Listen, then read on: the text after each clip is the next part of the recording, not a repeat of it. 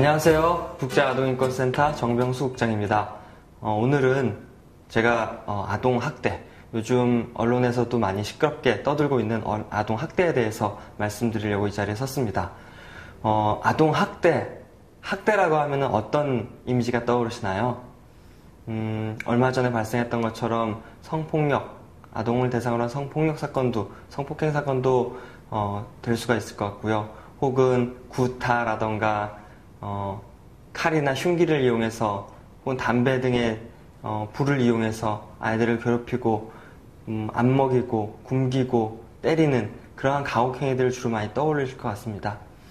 사전적 의미에서 학대를 찾아보면요, 몹시 괴롭히거나 가혹하게 대우하는 것을 의미합니다.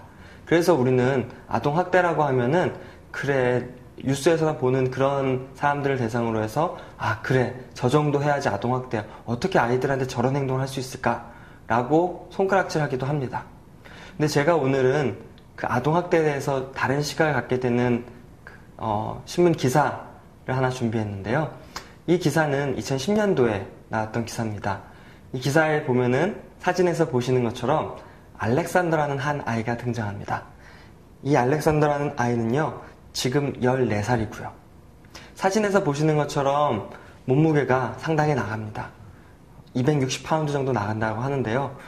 킬로그램으로 보자면은 100kg가 훌쩍 넘기는 몸무게를 보이고 있습니다. 그런데 이 아이가 이렇게 신문에, 언론에 보도가 됐던 이유는요, 미국에서 이 아이의 엄마가 긴급 체포되었기 때문입니다. 체포된 명목은요, 이 아이를 위험할 정도로 뚱뚱하게 키웠다는 것인데요. 경찰은 이 엄마를 아동학대 혐의로 체포하였습니다. 앞서 얘기했던 것처럼 학대라는 것이 가혹행위, 때리고 부수고 찌르고 굶기고 이런 행위만 상상했다면은, 아니, 아이를 이렇게 잘 먹였는데 어떻게 이게 아동학대야? 이 아이를 때린 것도 아니고 이 아이를 죽을 만큼 그렇게 위험에 처하게 한 것도 아닌데 어떻게 이게 아동학대냐고 생각할 수도 있는데요. 우리가 여기서 생각해 볼 게 있습니다. 과연 아동학대라는 것은 무엇인가? 우리가 생각하는 것처럼 가혹행위만을 떠올린다면요, 우리는 지금 이 순간에도 아이들 삶에 치명적 위험을 초래하고 있기도 합니다. 아동복지법에서는요, 우리나라에서는 아동학대를 지금까지 아동복지법에서 다루고 있는데요. 아동복지법 제3조 7항에서는요, 아동학대란 보호자를 포함한 성인에 의하여 아동의 건강 또는 복지를 해치거나 정상적인 발달을 저해할 수 있는 신체적, 정신적, 성적 폭력 또는 가혹행위 및 아동의 보호자에 의해 이루어지는 유기와 방임을 이야기한다고 합니다. 즉, 아동이 정상적 발달을 할 수 없도록 하는, 그래서 신체적, 정서적, 성적 폭력과 유기 방임을 모두 통틀어서 아동학대라고 이야기합니다. 아동의 삶이, 아동의 건강과 아동이 행복할 수 있는 삶이 저해된다면은 이 모든 것이 바로 아동학대라고 할 수 있는데요. 지금 우리나라는 아동학대가 점점 증가하고 있는 추세입니다. 보건복지부와 중앙아동보호전문기관이 낸 통계를 보면요, 우리나라의 아동학대는 2001년부터 2011년까지 꾸준히 증가하고 있습니다. 2011년 아동학대 신고 접수된 의뢰 건수는요, 10,000건에 육박하고 있습니다. 물론 이렇게 꾸준히 증가한 것에는요, 그만큼 아동학대가 많이 발생하였다는 것보다는 그만큼 우리가 아동학대를 보다 더 민감하게 받아들이고, 이것을 단순히 가정의 문제가 아닌 이 아이의 삶과 행복을 위한 문제라고 인식하였기 때문에 그 수가 증가하였다고 볼 수도 있습니다. 하지만 여전히 아동학대가 증가하고 있다는 것은 우리가 지금 아이들의 삶에 중대한 위협을 가하고 있다는 것을 의미합니다. 그렇다면 우리가 아이들의 삶에 중대한 위협을 가하는 아동학대, 어떤 종류가 있는지 좀 살펴봐야 되는데요. 첫 번째로는 신체학대를 우리가 들 수 있습니다. 신체학대는 때리거나 꼬집거나 멱살을 잡거나 목을 조르거나 등의 신체적 위협을 의미합니다. 물론 이런 신체적 위협이 꼭 아이에게 생명의 위협을 느낄 정도가 되지 않더라도 아이에게 가해지는 어떠한 형태의 물리적 폭력 다 학대에 포함됩니다. 우리가 체벌이라는 이름으로 아이들에게 행해지는 신체적 폭력도요, 다 아동학대에 포함될 수 있다는 거 꼭 기억하셔야 됩니다. 그리고 두 번째로는요, 정서학대 혹은 언어학대라고도 불리는데요. 우리가 일상생활 속에서 말로 하는 폭력이 있습니다. 사실 주먹으로 하는 폭력만큼 위협적이고 무섭고 장기적인 영향을 미치는 것이 정서학대, 언어폭력인데요. 우리가 아이들에게 흔히 하는 비교하는 말, 위협하는 말, 너 그거밖에 못하니? 옆집 아이 봐라, 네 형 봐라, 네 동생 봐라, 넌 누굴 닮아 그 모양이냐? 넌 정말 태어나지 말았어야겠어. 이게 지금 네가 제대로 살고 있는 거기나 해? 라는 등의 말, 이것이 바로 아이들의 삶을 망치고 그 아이들의 삶을 저해하는 언어폭력, 정서학대가 될 수 있습니다. 세 번째로는 성학대인데요. 사실 요즘 많은 성범죄가 발생하면서 언론에서 아동 성범죄 문제를 아주 심각하게 다루고 있습니다. 아동 성범죄는 아주 심각한 범죄입니다. 우리가 생각해야 될 것은 이 아동 성범죄 역시 아동 학대에 들어간다는 것입니다. 아동 성범죄에 우리가 집중할 필요도 있지만 보다 더 광범위하게 아동 학대에 대한 전반적인 예방과 대처를 준비해야 될 때가 지금이 아닌가 싶습니다. 성학대는요, 우리가 아이들에게 성적으로 성폭력, 성추행, 그 다음에 여고 앞에서 많이 보던 바바리맨, 이런 것들이 다 성학대에 들어갈 수 있습니다. 그리고 마지막으로 방임입니다. 유기와 방임. 얼마 전에도 발생했던 사건이죠. 신생아를 화장실이나 쓰레기통에 버려서 그 아이가 사망하게 된 사건들, 이런 것도 방임에 속합니다. 또한 아이들에게 제대로 된 음식과 의료, 교육적 혜택을 주지 못하는 것도 방임에 속할 수 있습니다. 자, 다시 한번 기억해 보시죠. 아동학대에는 신체학대, 정서학대, 성학대, 그리고 방임이 있습니다. 이 모든 것이 아이의 삶과 정상적인 발달을 저해하게 될 때 우리는 이것을 아동학대라고 얘기할 수 있습니다. 사실 아동학대에는요, 그 가해자가 대부분 가족입니다. 신고된 데이터를 통해서 분석한 결과를 봐도요, 전반적인 아동학대의 가해자는 부모가 가장 많습니다. 그리고 가족이 가장 많습니다. 우리가 더 이상 아동학대를 가정의 일이라고 그렇게 무관심하게, 혹은 남의 가정 일이기 때문에 그 가정에서 알아서 할 일이라고 하기엔 아이들의 목숨이 위험한 상황에 놓여 있습니다.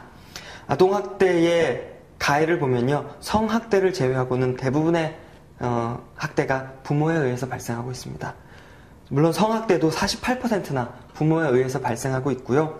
그 외에 타인에 의한 성학대가 33.4%에 이른다고 합니다.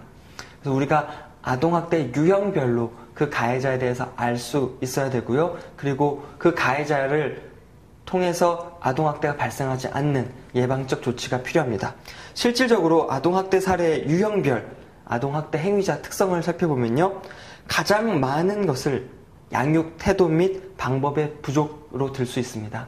즉, 부모가, 교사가 이 아이를 양육하고 교육하는데 적절한 방법을 알지 못하기 때문에 그 아이를 학대한다고 볼 수 있는데요.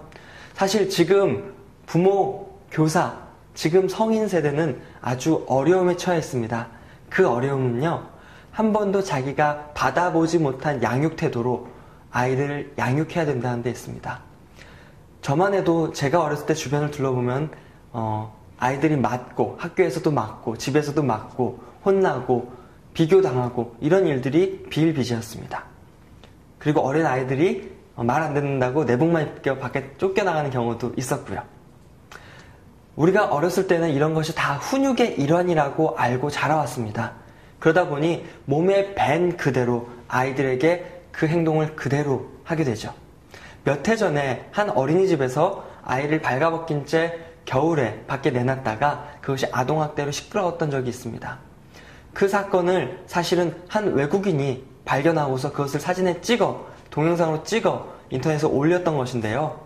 아마도 그 어린이집 선생님은 자기가 어렸을 적 부모로부터, 교사로부터 그러한 훈육을 받지 않았나 싶습니다. 우리가 이렇게 우리가 몸에 밴 훈육과 양육 태도로 지금의 아이들을 대하다 보면요, 그것이 학대로 분류되는 경우가 상당히 많습니다. 그래서 우리가 이제는 알아야 될 것이 어떤 것이 아동 최상의 이익을 위한 양육인지 우리가 한번 고민해 볼 시점이 된 것 같습니다. 두 번째로 아동학대 아동학대 행위자의 특성을 보면요. 사회 경제적 스트레스, 고립, 그리고 부부 및 가족 갈등, 중독 등의 문제들을 우리가 들 수 있습니다. 이것은 아동학대의 대부분의 문제들이 바로 성인으로부터, 그리고 그 학대를 하는 행위자들의 문제로부터 시작된다고 볼 수 있습니다. 우리의 문제, 우리의 마음의 문제, 우리의 상처들을 우리가 제대로 다루지 못해서 그것을 아이들에게 투영하는 경우가 많다는 것인데요. 마지막으로 그림 하나 보여드리겠습니다. 이 그림은 보시는 것처럼 아빠로 보이는 성인이 한 여성에게 소리를 치고 있고요. 또 그 여성은 아이에게, 그리고 아이는 망치를 들고 인형을 위협하고 있습니다. 이것은 무엇을 의미하는 것일까요? 바로 학대, 폭력성은 이렇게 대물림된다는 데 있습니다. 우리가 자라오면서 받았던 그 양육 태도와 교육 방침으로 학교에서 체벌, 야구방망이를 맞고 선생님한테 주먹질 당하고 그런 것이 몸에 뱉기 때문에 가정에서도 모욕적인 말과 위협, 부부 갈등으로 인한 스트레스를 그대로 아이들에게 노출되었기 때문에 지금 우리가 성인이 되었을 때 그런 것들로부터 자유로울 수가 없습니다. 하지만 책임을 져야 합니다. 누군가는 이 아동학대에 대한 책임을 져야 됩니다. 아동학대 책임을 아동이 져야 될까요? 아닙니다. 모든 일에는 원인과 결과가 있듯이 그 원인에 있어서는 바로 우리 성인에게 그 책임이 있는데요. 이제 우리가 달라져야 합니다. 우리가 좀 더 노력하고 공부하여서 아동학대를 발생하지 않을 그런 보다 나은 양육을, 보다 나은 교육을 제공하는 교사와 부모가 되어야 할 거라고 저는 믿어 의심치 않는데요. 이제부터는 우리가 더 나은 양육과 더 나은 교육을 제공하기 위한 그런 방법이 무엇인지 함께 연구하고 공부하고 교육과 훈련을 받아야 된다고 생각합니다. 국제아동인권센터에서는요, 이러한 교사와 부모님들을 위해서 아동의 인권, 아동의 권리가 존중되는 양육과 교육을 위한 훈련들을 마련하고 있습니다. 물론 주변에 둘러보시면 그런 교육과 훈련을 제공하는 많은 단체와 많은 기관들이 있는데요. 꼭 참석하셔서, 꼭 함께 하셔서 그러한 양육, 보다 나은 양육을 제공할 수 있는 그런 방법들을 터득하시기 바랍니다. 그것이 바로 지금 아동 성범죄, 아동 학대를 예방하고 폭력의 대물림을 끊는 아주 중요한 선택이라고 할 수 있습니다. 이 방송을 보시는 여러분들 꼭 도전해 보시기 바랍니다. 폭력의 대를 끊고 새로운 보다 나은 양육으로 가는 길, 우리 손에 달려 있습니다. 지금까지 국제아동인권센터 정병수였습니다. 감사합니다.